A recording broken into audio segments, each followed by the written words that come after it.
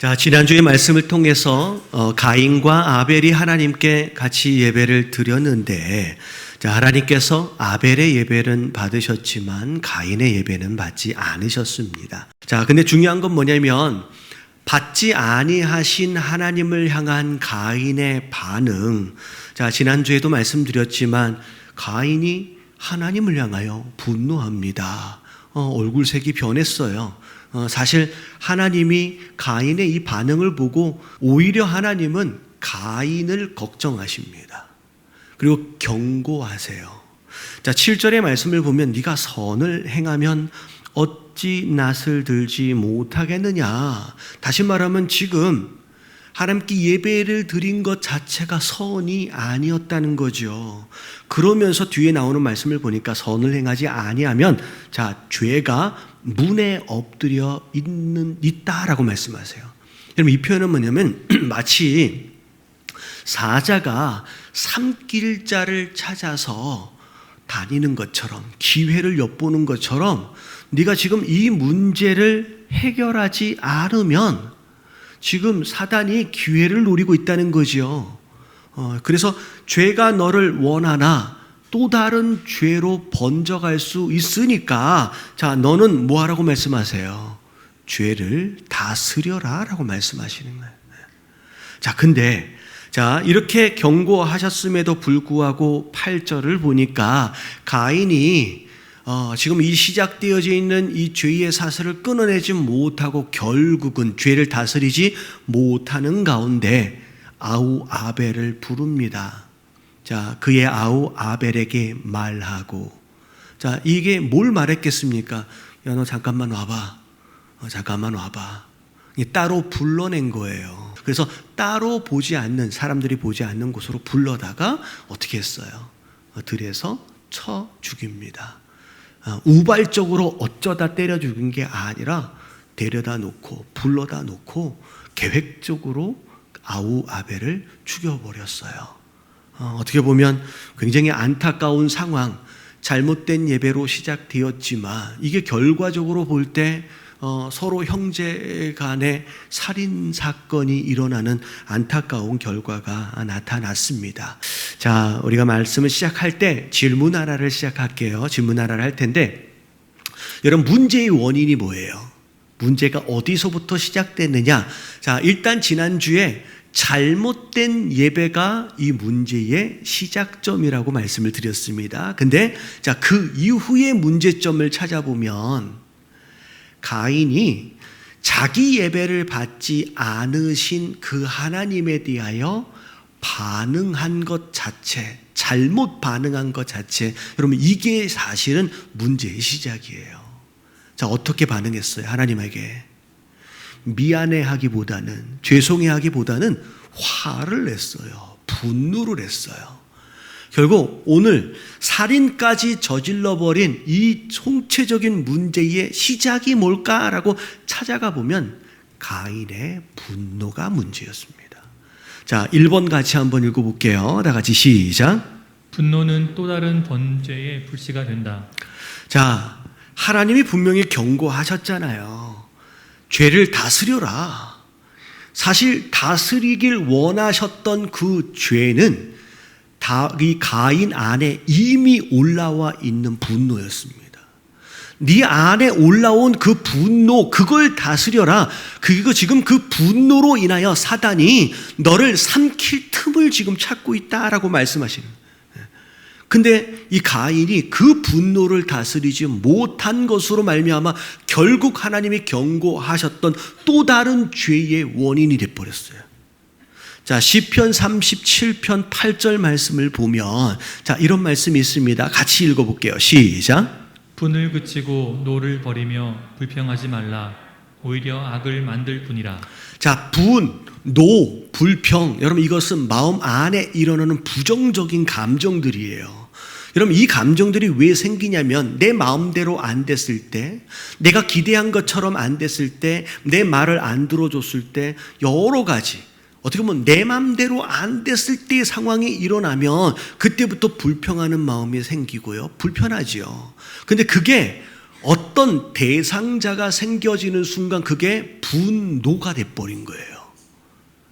자, 근데 그렇게 하지 말라라고 하나님 시편에도 말씀하시는 이유가 뭐냐면 그걸 그대로 가만히 두면 어떻게 돼요? 오히려 뭐가 돼버린대요? 마음속에 일어난 그 부정적인 감정이 결국 실제적인 죄, 실제적인 악이 되어버린다. 악을 만들 뿐이다 라고 말씀하세요. 그래서 에베소서 4장 26절부터 27절까지 자 읽어봅니다. 시작. 문을 내어도 죄를 짓지 말며 해가 지도록 분을 품지 말고 마귀에게 틈을 주지 말라. 여러분, 안 좋은 상황이 벌어지면, 내가 원하지 않는 상황이 벌어지면 당연히 감정적으로 화가 날 수가 있어요. 여러분, 우리가 뭐 예수님도 아니고 그렇잖아요. 감정적으로 그런 마음이 생겨야 안 생겨요. 근데 중요한 건 화가 날 수 있는 충분한 상황이 되어질 수 있다는 거예요. 근데 분을 낼지라도 자, 이게 죄가 되지 않게끔 해야 된다. 자, 어떤 상황이 되면 이게 죄가 되어지냐면 마음속에서 일어난 이 분노를 해가 질 때까지 뭐하면 마음속에 품으면 결국 이게 죄가 된대요. 자, 이걸 아까 아침에 하나님이 경고하셨던 대로 사단이 이걸 삼키려고 우리의 틈을 노리는 것처럼 마귀에게 틈을 주지 말라고 이걸 품지 말라고 하시는 거예요. 여러분, 분노하는 마음, 화가 날 때 여러분 이걸 오랫동안 품지 마시길 주님의 이름으로 축원합니다. 그래서 여러분들 이게 분하는 마음이 딱 들어지면 여러분 기다려야 돼요. 여러분 주변을 살펴야 돼요. 여러분 분명히 이것으로 말미암아 죄가 되도록 악이 되도록 틈을 노리는 사탄이 있다라는 거예요.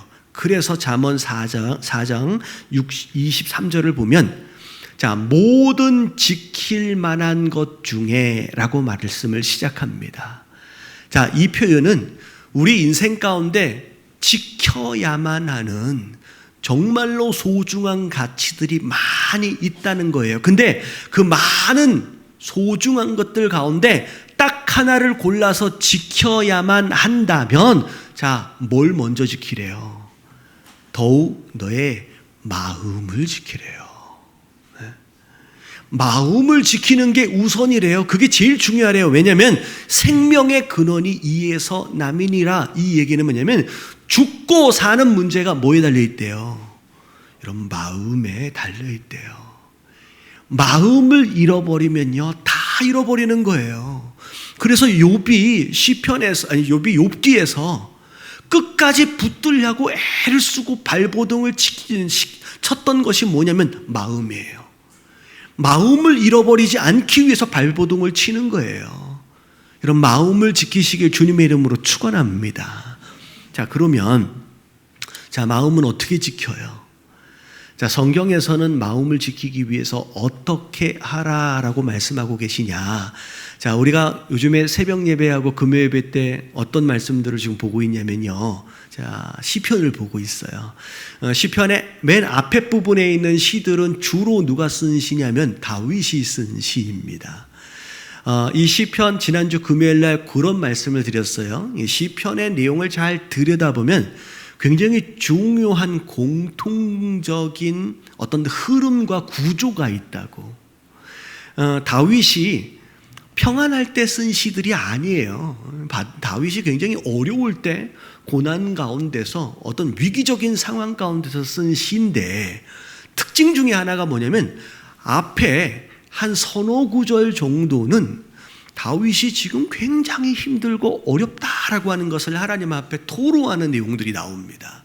심지어 마치 하나님이 내 기도를 안 들어주시는 것처럼 마치 하나님이 없는 것처럼의 느낌과 함께 원수를 향한 분노까지도 막 들어가 있어요. 그래서 내용들을 잘 보면 뭐 원수가 과부가 되게 해주시고 막 고아가 되게 해주시고 하나님 저 원수의 이빨을 막 부러뜨려 주세요. 여러분 이렇게 기도하면 돼요, 안 돼요? 중요한 건 뭐냐면 그런 마음이 확 다 하나님 앞에 토로가 되어지고 난 뒤에 중간에 보면 되게 비슷하게 공통적으로 어떤 접속사 하나가 나옵니다. 한 10개의 시편 가운데 한 7, 8개는 그게 나와요. 그러나 그러니까 그 전까지는 그게 내 심경인 거예요. 이 두려움과 원망과 분노가 내 심경인 거예요. 근데 이걸 다 토로하고 난 뒤에는 그러나가 시작이 돼요. 그럼에도 불구하고 나는 하나님께 나아갈 수밖에 없습니다. 내가 그럼에도 불구하고 하나님께 기도할 수밖에 없습니다. 라고서부터 이 기도의 시편의 흐름이 확 뒤집어져요. 그리고 나서 끝날 때쯤 되어지면 그때는요, 앞에 있는 감정이 어디로 갔는지 싹 사라져버리고 뒤에는 하나님을 찬양해요. 아직 상황이 변한 게 없는데 문제가 해결되지 않았음에도 불구하고 이미 하나님이 응답하셨다라고 자기가 결론이 내려져 버려요. 그리고 하나님께 감사하고 찬양하는 시로, 그리고 원수를 하나님 물리쳐 주실 겁니다 라고 승리를 선포하며 시편이 끝납니다. 여러분, 이 시편의 내용들을 보면서 결국은 다윗은 우리랑 똑같이 어려운 상황 가운데서 분노할 줄도 알고 두려워할 줄도 알고 염려할 줄도 알았지만, 다윗은 뭐 할 줄 아는 사람이었냐면 이걸 자기가 끌어안고 그 분노와 잘못된 감정들을 끌어안고 끙끙 앓기보다는 이걸 뭐 할 줄 알았냐면 하나님께 드릴 줄 알았어요. 하나님께 내려놓을 줄 알고 하나님께 토로할 줄을 알았어요. 그러니까 거기서 하나님이 역사하신 가운데 다윗의 마음을 붙잡아 주시고 지켜주시기 시작하는 거예요. 여러분, 이걸 배우시길 주님의 이름으로 축원합니다. 여러분, 다윗은 무슨 성자처럼 예수님처럼 뭐 감정도 없고 그게 아니라는 거예요. 그래서 빌립보서 4장 6절부터 7절까지 말씀을 보면 같이 읽어볼게요. 시작. 아무것도 염려하지 말고 다만 모든 일에 기도와 간구로 너희 구할 것을 감사함으로 하나님께 아뢰라. 그리하면 모든 지각에 뛰어난 하나님의 평강이 그리스도 예수 안에서 너희 마음과 생각을 지키시리라. 아무것도 염려하지 말고, 여러분, 이 얘기는 살다 보면 염려할 수밖에 없는 일들이 많이 있다는 거예요. 이런 부정적인 감정, 근심과 걱정과 두려움과 심지어 분노까지도 그럴 만한 일들이 도처에 많이 있다는 거예요. 근데 중요한 건 그런 상황에서 염려하기로 선택하지 말라는 거예요. 올라오는 그 감정을 따라서 염려해야지, 걱정해야지, 계속 걱정하고 염려하고 분노하고 하기로 선택하지 말고 너에겐 또 다른 선택이 있대요. 뭐 하기로 선택해야 돼요? 다만 모든 일에 기도와 간구, 심지어 너희 구할 것을 감사함으로 하나님께 아뢰기로 선택하라는 거예요. 여러분, 우리 안에 선택의 기로가 이렇게 있는 거예요. 감정이 몰려와요. 근데 그 감정을 내가 끌어안고 그대로 가기로 선택할 수도 있고요. 그게 아니라 하나님께 맡기기로 선택할 수도 있다라는 거예요. 여러분, 뭘 선택하라는 얘기냐면 하나님께 기도와 간구로 맡기기로 선택하라는 거예요. 이게 지혜로운 선택이라는 거예요. 그러면 자, 7절에 그리하면 모든 지각에 뛰어난 하나님, 모든 걸 다 아시는 그 하나님의 평강이 그리스도 예수 안에서 자, 너희 마음과 생각을 뭐 하시기 시작해요? 여러분, 지켜주시기 시작해요. 이러면 하나님이 우리의 마음을 지켜주셔야지, 우리가 뭐 대단하게 명상을 하고 수련을 한다고 지켜지는 게 아니에요. 여러분, 하나님이 우리의 마음을 붙들어 주셔야만 하는 줄로 믿습니다. 자, 오늘 말씀 첫 번째, 부정적인 감정. 물론 잘못된 예배를 드린 가인이 처음부터 잘못했지만, 여러분, 이 부정적인 감정이 들어왔을 때 여러분, 여기에서 어떻게 하느냐가 중요해요. 화가 나더라도, 염려와 근심 걱정이 막 생기더라도 여러분, 거기에서 여러분 기도하세요. 여러분, 그 시점에서 하나님께 찬양하세요. 그것으로 여러분 끝까지 이 마음을 지켜내실 수 있는 저와 여러분들 되시길 주님의 이름으로 축원합니다. 자, 두 번째, 자, 질문을 하나를 더 할게요. 여러분, 가인이 왜 이렇게까지 화가 났을까요? 지난주에 제가 그 설명을 드렸어요. 처음부터 하나님을 위한 예배가 아니라 자기 만족을 위한 예배였다. 근데 조금만 더 가인 입장에서 한번 생각해 보면 옆에 아벨이 없었더라고 한다면 이렇게까지 화가 났을까요? 옆에 아벨이 없이 자기 혼자 예배를 드렸고 자기 예배만 하나님 그냥 자기가 드린 예배만 하나님 안 받으셨다라고 한다면 이렇게까지 화가 났을까? 그렇지 않았을 것 같아요. 옆에 아벨이 있었어요. 그리고 아벨의 예배만 받으셨어요. 그것이 오히려 가인에게 있어서 더 분노하게 만드는 원인이었을 거라는 거예요. 그럼 두 번째 이야기가 이거입니다. 같이 한번 읽어봅니다. 시작. 비교의식은 우리 모두를 불행하게 만든다. 결국 비교한 거예요. 자기 예배만 안 받으신 하나님만 생각한 게 아니라 내 예배는 안 받으셨는데 동생 제 예배만 받으셨네라고 서로 비교하는 것으로 인하여 이 분노가 더 극화되어 버렸어요. 그래서 이게 결국은 아벨에 대한 시기와 질투로 번져가고 그게 어떻게 돼요? 오늘 8절에 보니까 너 아벨 잠깐만 나와봐. 너 잠깐만 나와봐. 그래서 들의 일부러 의도적으로 계획을 가지고 끌어내가지고 엄마 아빠가 안 보던 상황 가운데서 거기서 때려 죽이는 상황까지가 벌어진 거예요.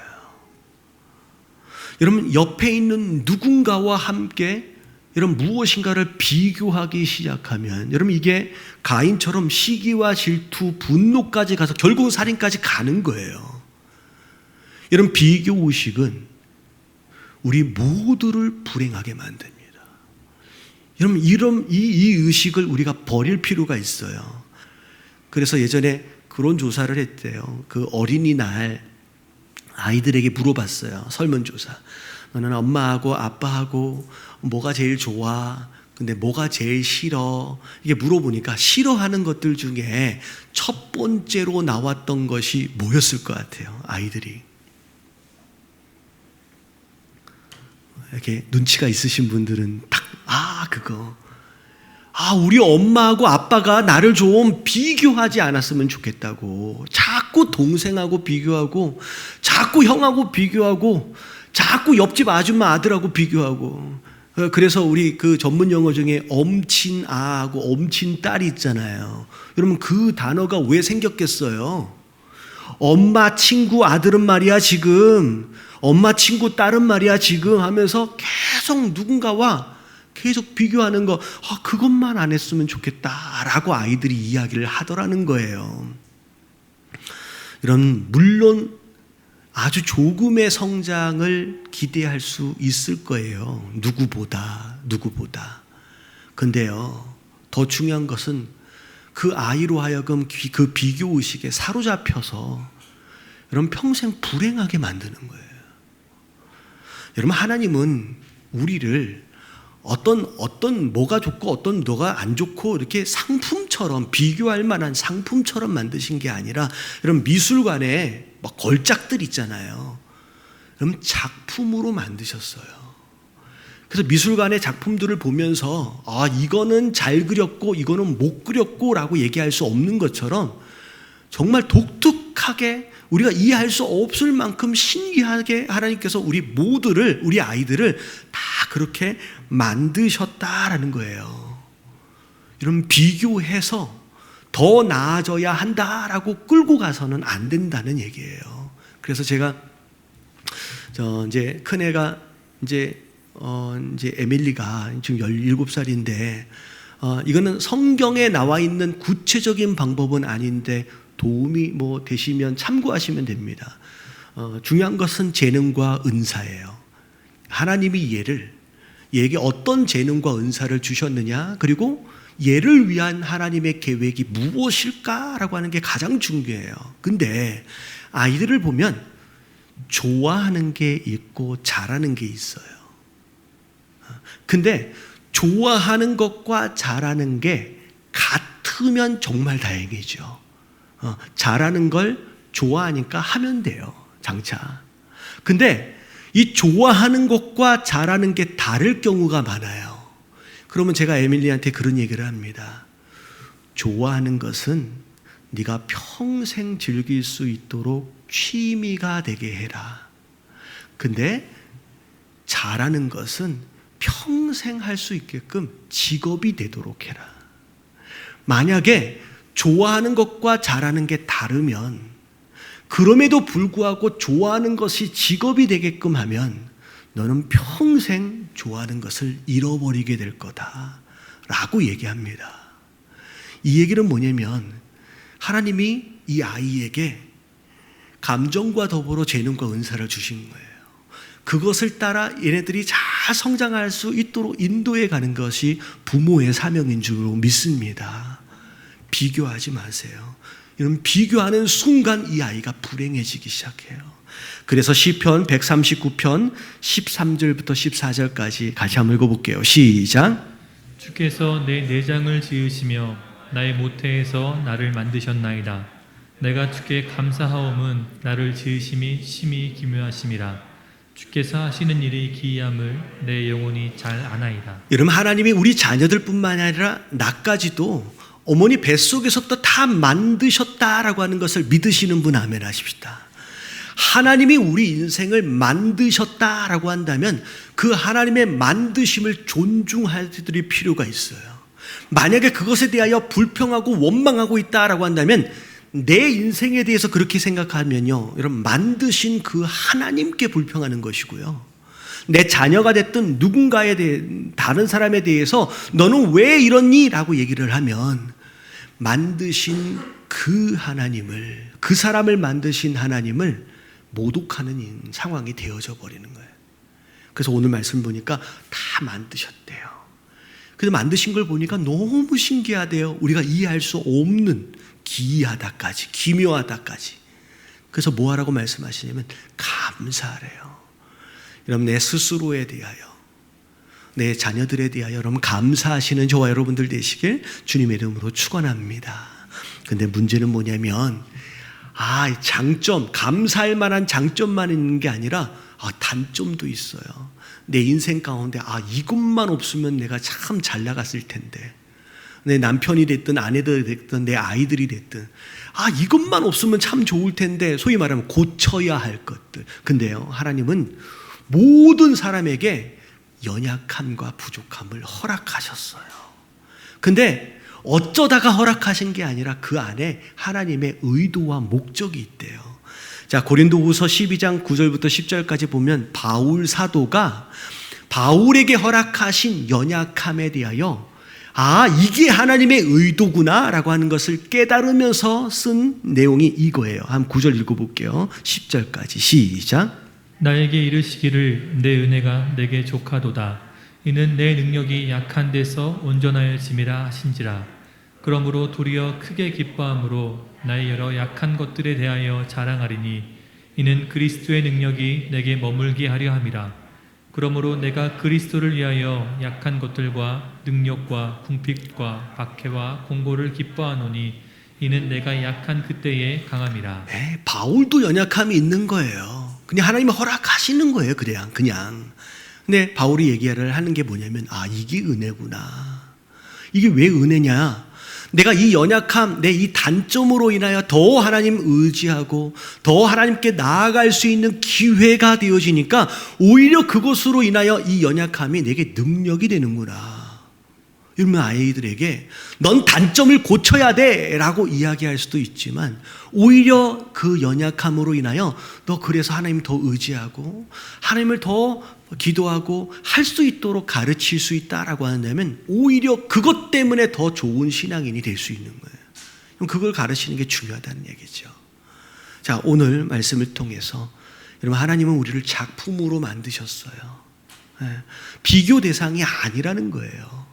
스스로 비교하고 또 남을 비교해서 자기 스스로 아니면 남도 불행해지게 만들지 마시고 하나님이 허락하신 내 인생을 오히려 감사하고 더 하나님을 의지하심으로 말미암아 정말 하나님께 기쁨이 되어지는 그런 삶을 사시는 저와 여러분들 되시길 주님의 이름으로 축원합니다.